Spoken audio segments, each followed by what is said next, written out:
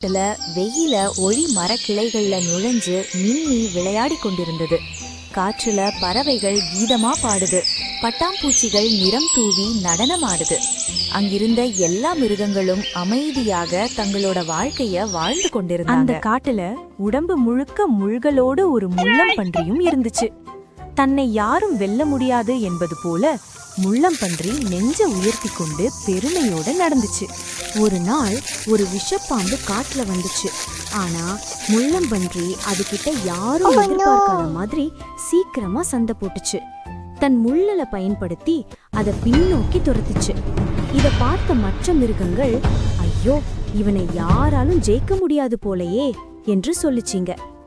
இப்படியெல்லாம் நடந்த பிறகு கோவமா இருந்த கழுதை நேரா ராஜசிங்கம் கிட்ட போய் முறையிட்டுச்சு.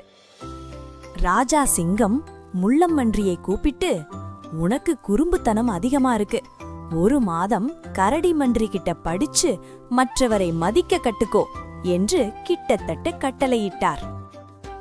கரடி மந்திரி அமைதியா பொறுமையா, உன் பலம் உன்னோட பெருமைக்காக இல்ல, மற்றவரை காப்பாத்துறதுக்காக தான்னு அடிக்கடி சொல்லி கொடுத்தார். ஒரு நாள் ஒரு எலி பயந்து ஓடி வந்துச்சு. ஒரு பூனை தொல்லை கொடுக்குது, எங்களை காப்பாத்துங்கன்னு கேட்டுச்சு. முள்ளம்பன்றி பரிதாபப்பட்டு உடம்புல இருந்த ஒரு முள்ளை எடுத்து இத பயன்படுத்தி தப்பிச்சுக்கோன்னு கொடுத்துச்சு. அதேபோல் மற்ற மிருகங்களுக்கு உதவி செஞ்சுச்சு.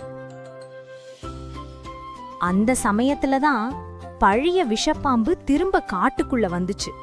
முழு காடும் பரபரப்பாயிடுச்சு. முள்ளம்பன்றி கிட்ட அது நேரா போகுன்னு தெரிஞ்சதும் முள்ளம்பன்றியிடமிருந்து எடுத்த முள்களை ஈட்டியாக பிடிச்சுக்கிட்டு மற்ற எல்லா அதை பார்த்து பண்ண உதவி உன்னுடைய உயிரை இன்று காப்பாத்தி இருக்கு. எப்பவும் நல்லது செய், நல்லதே நடக்கும். பிறகு அரண்மனை வைத்தியரான ககரடி தைலம் தயாரிச்சு முள்ளம்பன்றியின் முதுகில் தடவினார். அதிசயமா புதிய முள்கள் முளைக்க ஆரம்பிச்சு பளபளன்னு ஒளிவிட்டது. அப்படி புது முள்ளெல்லாம் வளர்ந்த பிறகு முள்ளம்பன்றி நல்ல உள்ளத்தோட மற்ற மிருகங்களோட சேர்ந்து வாழ ஆரம்பிச்சுச்சு. உதவி பண்ணுவது பெரிய விஷயம்தான்.